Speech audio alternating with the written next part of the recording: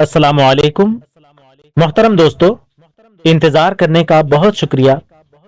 ہم پچھلی نشست میں اوزان کے مختلف دائروں پر بات کر چکے ہیں جن میں ہم نے ان ارکان کا مطالعہ کیا: مفاعیل یعنی وتد مجموع پلس سبب خفیف پلس سبب خفیف، فاعلات یعنی سبب خفیف پلس وتد مجموع پلس سبب خفیف، مستفعل سبب خفیف پلس سبب خفیف پلس وتد مجموع، فاعلات یعنی وتد مفروق پلس سبب خفیف پلس سبب خفیف، مستفعل یعنی سبب خفیف پلس وتد مفروق پلس سبب خفیف، مفعولات یعنی سبب خفیف پلس سبب خفیف پلس وتد مفروق،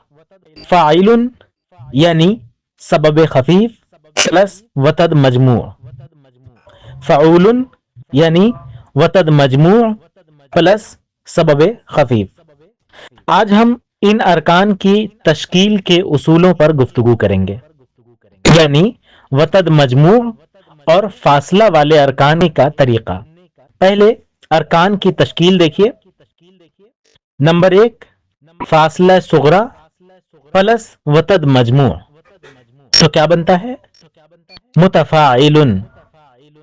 اور دوسرے نمبر پر وتد مجموع پلس فاصلہ صغرا، تو کیا بنے گا؟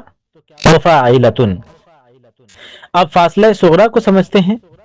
یہ 4 حروف پر مشتمل ایک لفظ ہے جس کے ابتدائی 3 حروف متحرک، متحرک ہر اس حرف کو کہتے ہیں جس پر زبر، زیر یا پیش ہو، جبکہ چوتھا حرف ساکن ہوتا ہے۔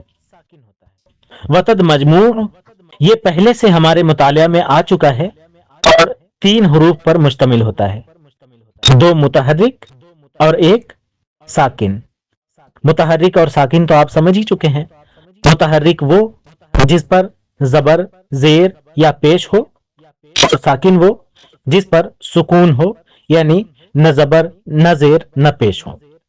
اگر کسی کو ان تصورات میں الجھن ہو یا مزید وضاحت درکار ہو تو آپ بلا جھجک سوال کر سکتے ہیں۔ ہم اس موضوع کو انتہائی آسان اور پیشہ ورانہ انداز میں سمجھانے کے لیے حاضر ہیں۔ شکریہ۔